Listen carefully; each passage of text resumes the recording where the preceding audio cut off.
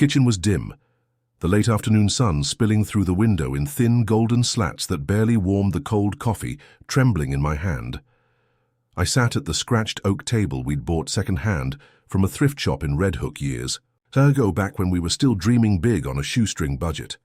Outside, the New York street buzzed below, cars honking impatiently, lights flickering on as dusk crept over the city like a heavy curtain.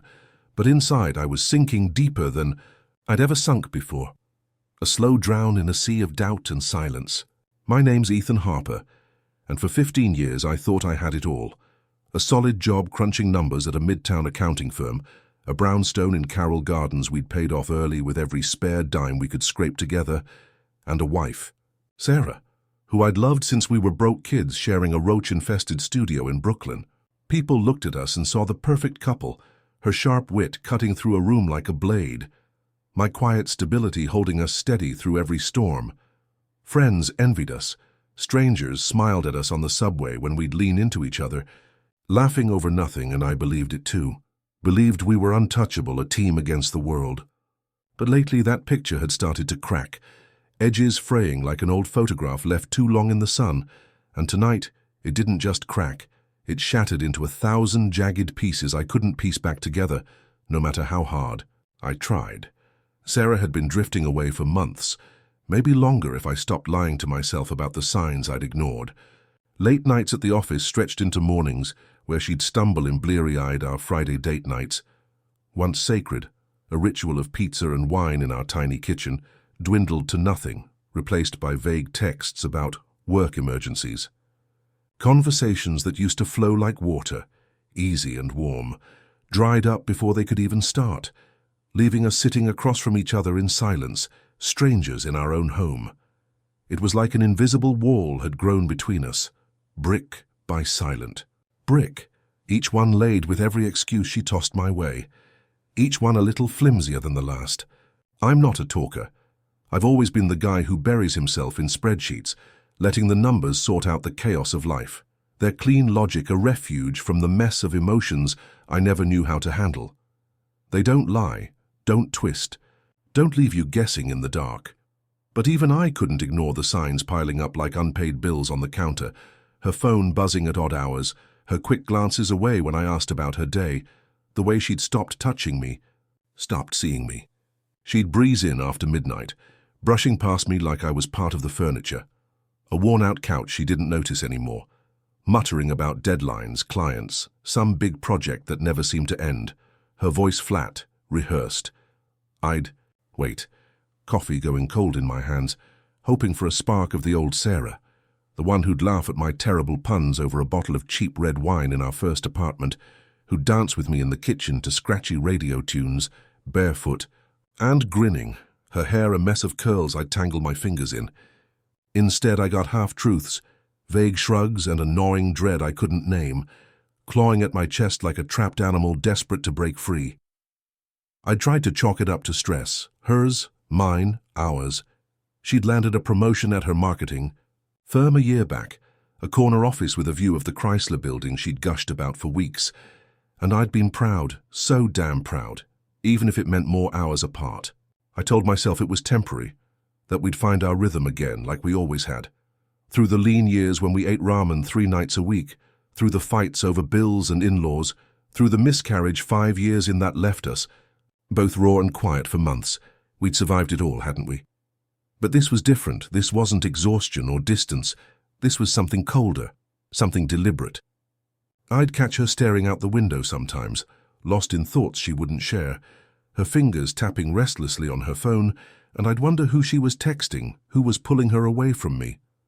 I'd ask, casual, light, not wanting, to push, and she'd snap, "It's just work, Ethan. God, can you stop hovering?" Her words stung, but I swallowed them like I always did, because fighting felt worse than silence. That evening, I decided I was done waiting, done pretending I didn't see what was right in front of me, done letting the dread fester until it consumed me whole. She walked in at 9:47 p.m. I know because I'd been glancing at the clock above. The stove like it was a lifeline, each tick a countdown to something I couldn't avoid any longer. No hello, no glance my way, just the rustle of her coat hitting the rack by the door, a navy wool thing I'd bought her for Christmas 3 years ago, followed by the click of her heels on the hardwood as she headed for the stairs. Her movements, mechanical, detached. I set my mug down, the clink echoing loud in the silence, sharper than I'd meant it to be, a sound that cut through the haze between us. "Sarah," I said, my voice steady but heavy, like it was carrying 15 years of unsaid weight I'd kept locked inside, a dam finally breaking. She froze mid-step on the third stair, her hand gripping the banister so tight her knuckles whitened, then turned to face me. Her green eyes were flat, unbothered, like I was a stranger asking for directions on a subway car, not the man she'd vowed to love forever, in a tiny chapel in Bed-Stuy, with 20 guests and a cake we'd made ourselves. "What's going on?" she asked, her tone neutral, clipped like we'd never shared a bed, a life, a promise sealed with rings we'd picked out together at a pawn shop on Flatbush Avenue. Hers, a thin gold band with a chip of emerald, mine scratched and worn from years of wear. I leaned forward, elbows pressing into the table, the wood cool against my skin, forcing the words out before they choked me, before I could talk myself out of it again, like I had a dozen times before. "I know you're cheating, and I think it's been going on for a while." No anger, no shouting, just the raw, painful truth I'd been dodging for too long, laid bare between us like a body on a slab, cold and still. Her eyes widened for a split second, a crack in her mask I almost missed, then a forced smile flickered across her lips. Not relief, not regret, but the kind of smirk you give when you're caught and don't care enough to hide it. A look I'd never seen on her before and wished I never had. "You're doing this again, Ethan?" She sighed, brushing it off like I was a kid throwing a tantrum over spilled milk, her voice light but edged with irritation.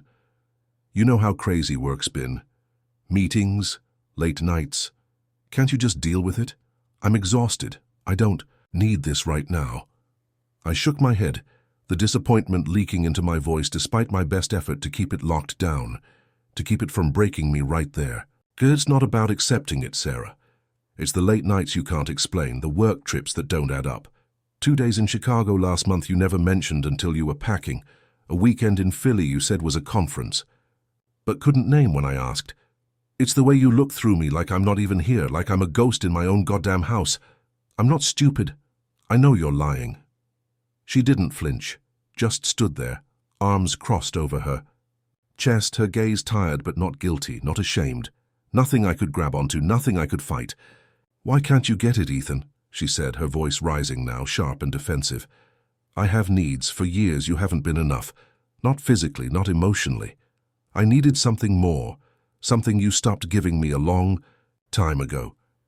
The words hit like a blade, cold and sharp, slicing through 15 years of trust, memories, promises, every late-night talk on the fire escape of our first place, every morning coffee I'd bring her in bed, every time I thought we were unbreakable, that we'd beat the odds. I clenched my jaw, fighting the heat rising in my chest, the sting behind my eyes I wouldn't let her see, wouldn't give her the satisfaction of knowing she could still hurt me this deep. "So I'm not good enough?" I said, my voice low, tight. "Just some broken machine that can't keep up with you. That's what I am after all this." She pursed her lips, hesitating, her eyes darting away for a moment before snapping back to me, harder now. "I'm not saying that," she shot back, her tone cutting sharper, a knife twisting in the wound. "But you don't get me anymore, Ethan. We're not the same. We haven't been for a long time. You're always at work, always quiet, always distant, locked in your head with your numbers. I needed more than that, more than this." She waved a hand around the kitchen at the life we'd built, like it was nothing, like it was trash. That hollowed me out. Not anger, but a cold, empty ache that settled deep in my bones, a void where love used to live. I stood, stepping closer, my boots heavy on the floor, my voice dropping low, steady, dangerous, each word deliberate. "I don't care what you do, Sarah. Cheat, live your life, chase whatever the hell you want. I don't give a damn anymore. But I won't take the lies. I won't be treated like I'm nothing, like I'm just a placeholder in your world while you fuck around behind my back." Her calm cracked then, a flicker of fear darting across her eyes, quick and sharp, like she'd finally realized the ground shifting under her feet, the weight of what she'd done, catching up in a rush. "Can't you forgive me?" she asked, her voice small, almost fragile. A plea I hadn't heard from her in years, not since the early days when she'd cry over a fight and I'd pull her close, promising we'd figure it out. I looked at her, really looked at her, the woman I'd built my life around, the one I'd loved through every fight, every lean year, every quiet night, when we had nothing but each other to hold on to. Her curls were looser now, her face sharper, tired. But she was still Sarah, still the girl I'd met at a dive bar in Williamsburg, the one who'd spilled beer on me and laughed so hard she cried, the one I'd proposed to on a whim in Central Park with a ring I couldn't afford. My heart twisted, a pang of something old and familiar, but it didn't bend, didn't break.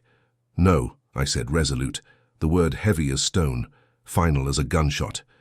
"You've hurt me too much to just wipe it clean. You chose this, chose them, chose the lies over me, over us. Now I'm choosing too." She didn't move, just stared, tears welling in her eyes but not falling, her hands trembling slightly at her sides, the air between us thick with everything we couldn't take back. It wasn't just a fight, it was an end, a line drawn in, the sand between us deep and uncrossable, and we both knew it. The kitchen fell silent, the hum of the city outside the only sound, a distant roar that couldn't fill the void she'd carved out, couldn't drown the echo of her words still, ringing in my ears. The next morning I packed a bag. Not much, just a few changes of clothes stuffed into an old duffel, my laptop, a couple of dog-eared paperbacks I'd been meaning to reread. Steinbeck and Hemingway, books that felt like old friends, and left the brownstone without a word. She was still asleep, or pretending to be, curled under the quilt we'd bought on our 10th anniversary, a patchwork thing from a shop in the Catskills we'd stumbled into on a rare weekend away. Her breathing was soft in the grey dawn light, filtering through the curtains. Her hair spilled across the pillow, and I stood in the doorway for a moment, watching her. The curve of her shoulder, a memory I'd once traced with my fingers on lazy Sundays when we'd stay in bed until noon, talking about nothing and everything. I wanted to feel something, anger, sadness, love, but all I felt was tired, a bone-deep weariness that weighed me down. Then I shut the door, the click of the latch final, a sound that echoed in my chest, and walked out into the cold October air, the city waking up around me in a blur of horns and footsteps.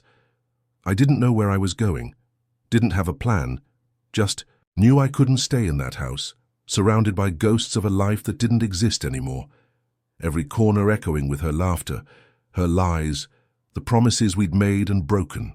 I checked into a cheap motel off the FDR Drive, the kind with thin walls where you could hear every cough and curse from the next room, every argument and late-night TV hum, and a buzzing neon sign outside that flickered red and blue through the blinds. Vacancy, it blinked over and over, keeping me up half the night.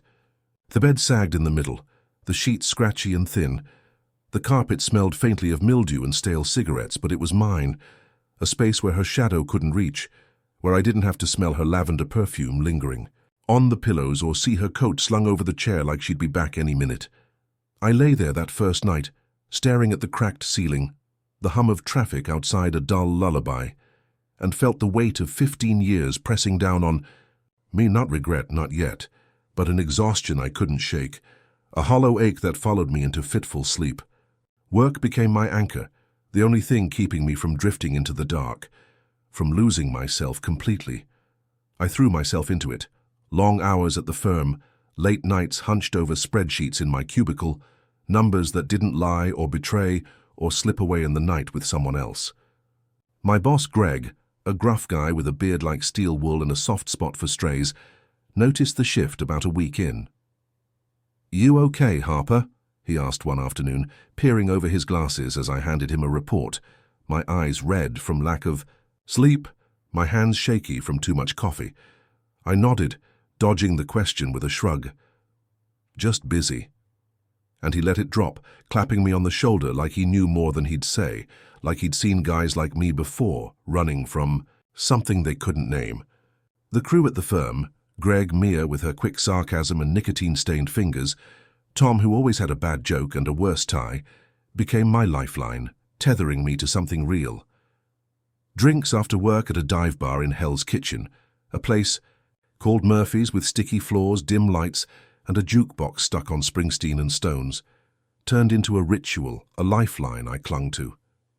They'd share stories about their own messes, divorces, bad dates, fights with landlords, the time Mia's ex keyed her car, and I'd listen sipping a beer, the laughter drowning out the quiet that followed me everywhere, the silence that had become my shadow. I didn't tell them about Sarah, not yet, not the whole ugly truth, just said I'd moved out, needed a change, and they didn't push. They just kept me moving, kept me from sinking into the void she'd left behind. Weeks bled into months.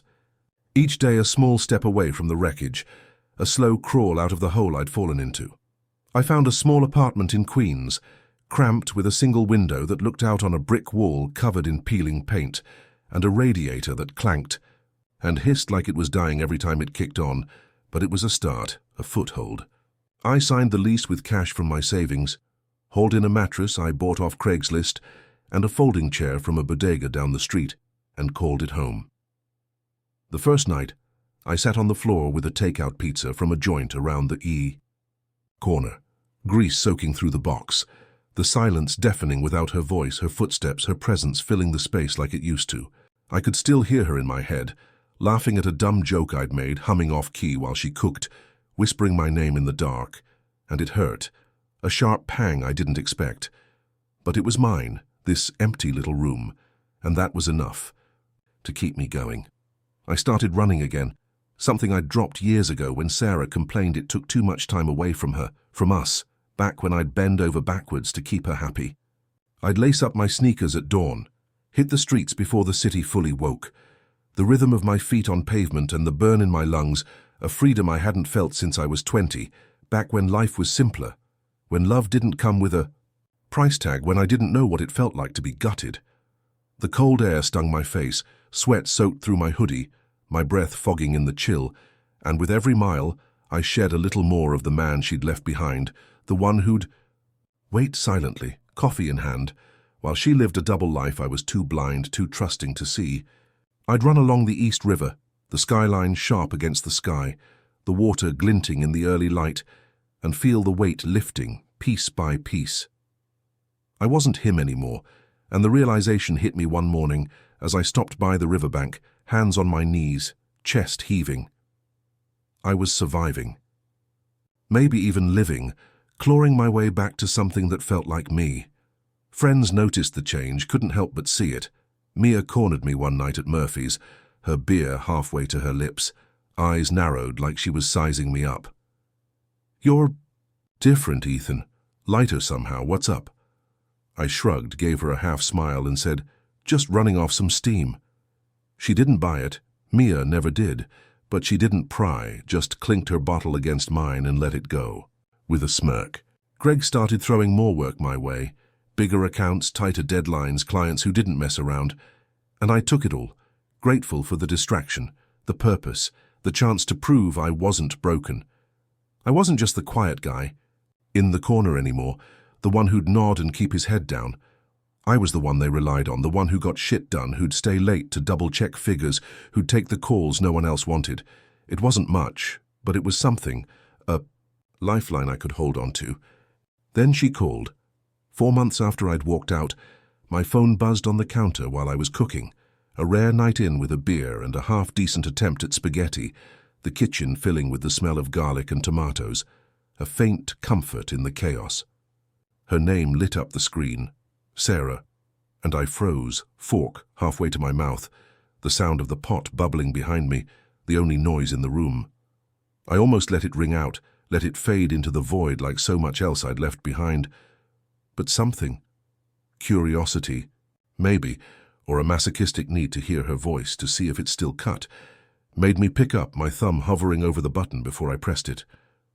"Ethan," she said, her voice shaky, not the confident, cutting Sarah I'd known for half my life, the one who could talk her way out of anything. I know I messed up. I'm so sorry. I just want to talk." I leaned against the counter, the pasta simmering behind me, steam rising in lazy curls, and stayed silent, letting her fill the space, letting her dig her own hole. She kept going, words tumbling out like she'd rehearsed them in front of a mirror. "I love you." I was Wrong about everything? I was selfish, stupid, caught up in something I didn't even want, not really. Can we just try again? Please? I miss you. I closed my eyes. The ache still there, but duller now. A bruise fading under the skin, not the raw wound it had been. No, Sarah, I said, my voice low, steady, each word a brick in a wall. I was building between us. You don't get to say that after what you did. I can't live with someone who'd rather lie than fight for us, who'd rather run to someone else than talk to me, than tell me we were falling apart. Please, she whispered, tears choking her words, a sound I'd once have moved. Mountains to stop, once have sold my soul to fix. I'll do anything, Ethan, I swear, I'll change, I'll quit the job, It's too late. My tone was firm, final, a door slamming shut with a clang that echoed in my chest. I'm done. She didn't argue, just sobbed quietly, a soft, broken sound that echoed through the line, tugging at something deep inside me. Memory, maybe, or guilt, but not enough to pull me back. I hung up, my finger steady on the button, and stood there, staring at the phone, the pasta bubbling over behind me, sauce spilling onto the stove with a faint hiss. I didn't feel triumph, didn't feel vindication, just a strange peace, like I'd finally cut the last thread tying me to her. A thread I hadn't even known was still there, frayed and thin but stubborn as hell. A year later I was different, not just surviving but building something new, something that felt like mine. The apartment in Queens wasn't just a crash pad anymore. I'd hung a few prints on the walls, black and white shots of the city I'd picked up at a flea market in Long Island City. Bought a decent couch that didn't sag in the middle, a coffee table I'd sanded and stained myself in a rare burst of energy. I'd made it a home instead of a hideout, a place where I could breathe, where the silence wasn't suffocating but freeing. Work was good, better than good. Greg had pushed me for a promotion after I'd closed a big account with a law firm downtown, and I'd taken it, leading a small team now, barking orders with a confidence I didn't know I had, a voice I'd buried under years of quiet compromise. I'd started dating again, nothing serious, just coffee with a woman from the gym who liked to talk about books, a dinner with a friend of Mia's who laughed too loud but had kind eyes. But it was a step, a crack in the wall I'd built around myself, letting light seep in. Then I met Claire. She was a bartender at Murphy's, all sharp edges and quick laughs. With dark hair she tied back in a messy bun that always seemed one tug away from falling loose, strands escaping to frame her face. We'd talked for months, casual stuff over. The bar, sports. She was a die-hard Knicks fan, I stuck to baseball. Music, she loved punk, I leaned toward classic rock. The time she'd punched a guy in the nose for grabbing her ass during a busy shift and laughed about it after. She'd slide me a beer with a smirk, call me numbers because of my job, and I'd fire back with some dumb quip that made her roll her eyes. I liked her ease, her honesty, the way she didn't tiptoe around me. And one night, after a few too many beers and a rare burst of courage, I asked her out.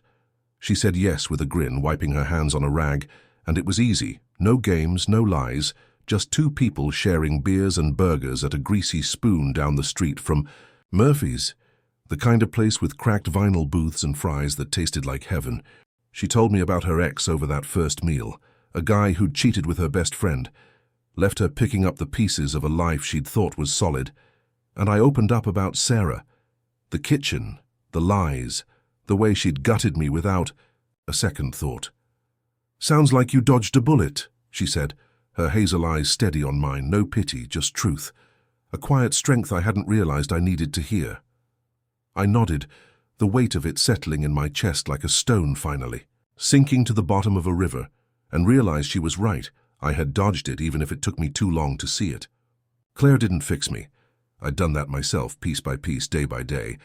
But she fit into the life I was building, slotting in like a puzzle piece I hadn't known was missing, until it clicked into place.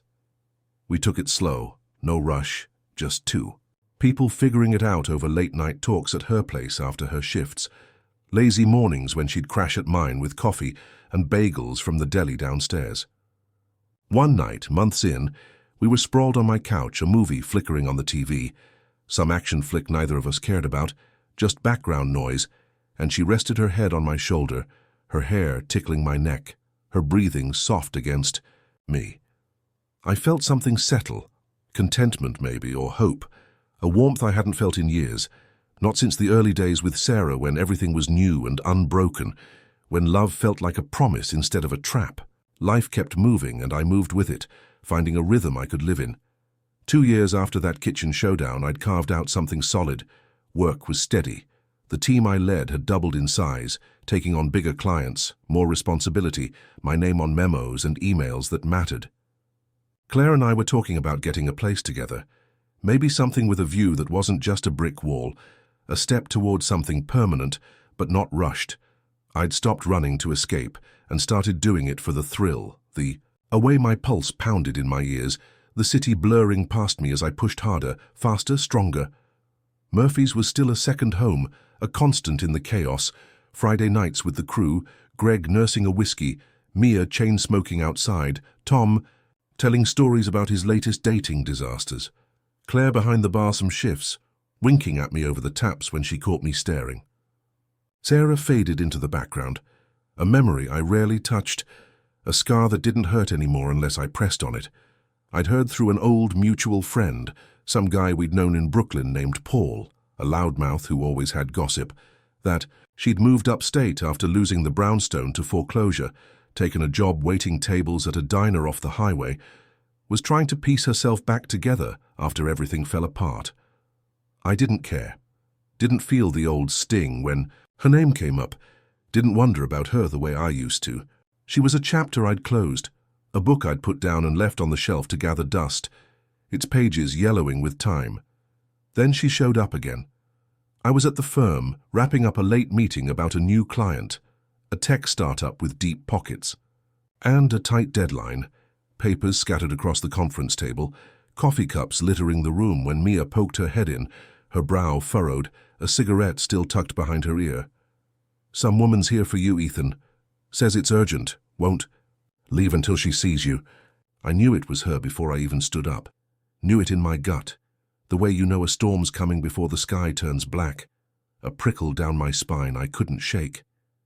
She stood in the lobby, thinner than I remembered, her frame swallowed by a coat too big for her, a faded grey thing that hung off her shoulders like a shroud. Her hair was chopped short, streaked with grey she hadn't bothered to dye, her face lined with something like regret, exhaustion, defeat.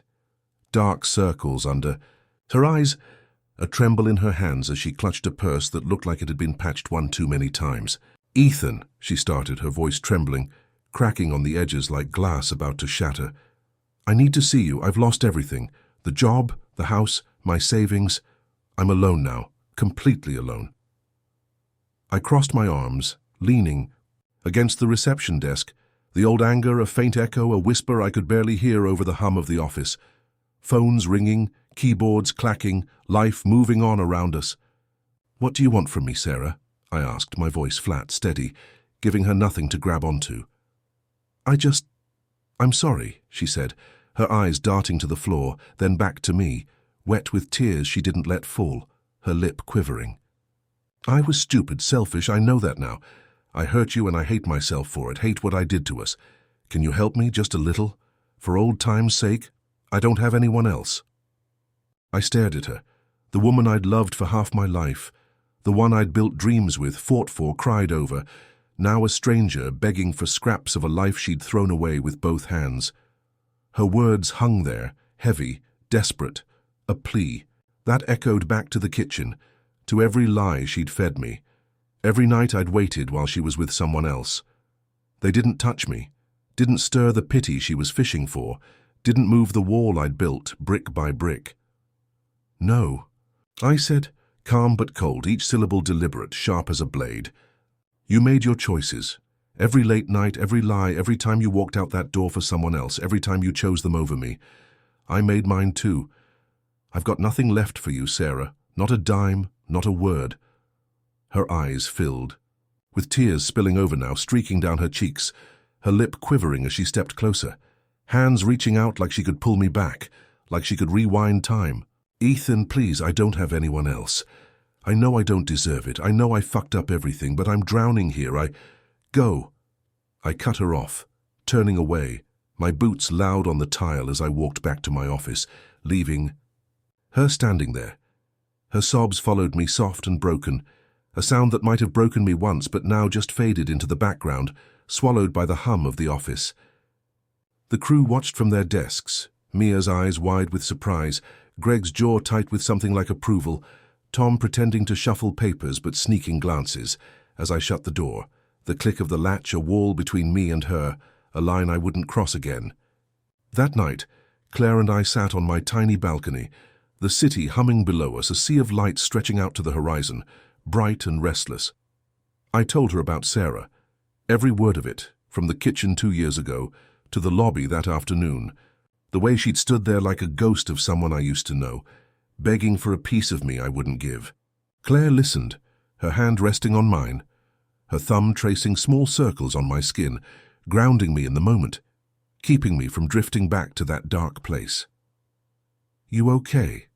she asked when I finished, her voice soft but steady, her hazel eyes searching mine, warm in the dim glow of the string lights we'd hung up weeks ago. "Yeah," I said, squeezing her hand, feeling the warmth of her against the cool night air, the solidness of her beside me. "Better than okay." She smiled, leaning into me, her head settling on my shoulder, her hair brushing my cheek, and I looked out at the skyline, bright, loud, alive, a chaos I'd learned to navigate, a city that didn't stop for anyone. Sarah had taken everything she could, my trust, my years, my peace, ripped it apart with her lies and her needs, left me bleeding in that kitchen 2 years ago, a shell of the man I'd been. But I'd taken it back piece by piece, built something stronger from the ashes she'd left behind, something she couldn't touch, couldn't break. The job, the apartment, Claire, the man I'd become, it was all mine, earned with sweat, and silence, and a stubborn refusal to break, to let her win. I wasn't the quiet guy in the kitchen anymore, waiting for a lie to unravel, hoping for a love that didn't exist, that never really had, not the way I'd thought. I was Ethan, free, strong, whole, a man who'd walked through the fire and come out the other side, scarred but standing. And that was worth more than she'd ever know, more than she'd ever understand, more than she'd ever deserved to take from me. Months rolled into a year, and life settled into a rhythm I could feel in my bones, a beat I'd made my own. Claire and I moved into a place together, a small loft in Astoria, with a sliver of a river view through a narrow window, walls we painted a deep blue, because she said it reminded her of the ocean she'd grown up near in Maine, a color that felt like calm after years of storm. We'd cooked together in the cramped kitchen, her teasing me about my terrible knife skills. "You're gonna lose a finger, Numbers." Me laughing when she burned the garlic bread and set off the smoke alarm, the two of us waving towels at it like kids. Work kept growing. My team at the firm hit 12 people, accounts piling up, my name on the door now next to Greg's in black letters that still felt surreal when I saw them. I'd run in the mornings along the river, Claire, sometimes joining me, her pace faster than mine, her grin daring me to keep up, her laughter echoing over the water when I'd trip over a crack in the sidewalk. We'd furnished the loft slowly, piece by piece, no rush. A thrift store table we refinished together, a rug she'd haggled for at a market in Brooklyn, a bookshelf I'd built from scratch with wood from a hardware store down the street, my hands blistered but proud when it stood steady. We'd sit out on the fire escape some nights, not a balcony but close enough, legs dangling, beers in hand, watching the city pulse below us, talking about nothing and everything. She'd tell me about her childhood, summers on the coast, her dad teaching her to fish, her mom's terrible cooking, and I'd share mine growing up in Jersey, my older brother who'd moved to California, the way I'd fallen into numbers because they made sense when nothing else did. It was simple, messy, real, and I felt it. A peace I'd fought for, a life I'd built from the ground up, brick by brick, nail by nail. Sarah faded into the background, a memory I rarely touched, a scar that didn't hurt anymore unless I pressed on it hard, and even then, it was just a dull ache, a ghost of pain. I'd heard through Paul, that loudmouth from Brooklyn, that she'd moved upstate after losing the brownstone to foreclosure, couldn't keep up with the mortgage after her firm downsized and cut her loose, taken a job waiting tables at a diner off I-87, A place with cracked vinyl seats and coffee that tasted like burnt rubber, according to him. He'd seen her there once, passing through on a road trip. Said she looked tired, older, like life had wrung her out and hung her up to dry. I didn't care. Didn't feel the old sting when her name came up. Didn't wonder about her the way I used to. Didn't picture her in that diner. Didn't imagine her alone. She was a chapter I'd closed, a book I'd put down and left on the shelf to gather dust, its pages yellowing with time, its story one I didn't need to reread. One night, after a long day at the firm, meetings that dragged, numbers that wouldn't balance until I forced them to, I came home to Claire in the kitchen, chopping onions with a focus that made me smile, her hair tied back with a bandana, sleeves rolled up to her elbows. "For you're late," she said, not looking up, her voice teasing, a playful edge I'd come to love. "Dinner's almost ready. Don't expect me to save you any if you keep dawdling." "Smells better than my spaghetti," I shot back, dropping my bag by the door and crossing to her, the day's weight slipping off my shoulders with every step. She laughed, swatting me with a dish towel, and I pulled her into a hug, her warmth seeping into me, chasing out the chill of the day, the city's noise fading to a hum outside. We ate at the tiny table by the window, the river glinting outside, under the streetlights, and talked about her shift at Murphy's, my latest client who couldn't stop changing his mind. The dog we were thinking of adopting from a shelter in Queens, a scruffy mutt with one ear flopped over that she'd fallen. For the second she saw it. It was simple, messy, real. A life stitched together from the scraps of what I'd lost, stronger for it. Sarah crossed my mind for a fleeting second. Her tears in the lobby, her pleas, the wreckage she'd left behind, and I let it drift. Away, carried off by the hum of the city outside, the sound of Claire's voice pulling me back. She'd thought I'd stay broken, thought I'd never climb out of the hole she'd dug with her lies, her betrayal. She was wrong, wrong about me, wrong about us, wrong about everything that mattered. Claire reached across the table, her hand finding mine, her fingers rough from years behind the bar but warm, steady. I squeezed it, grounding myself in the moment, in her, in this loft with its creaky floors, this life with its quiet joys, this me I'd fought to become. Sarah was gone, not just from my days but from my bones, and what I had now was mine, mine alone, mine with Claire, mine in a way it never had been with her.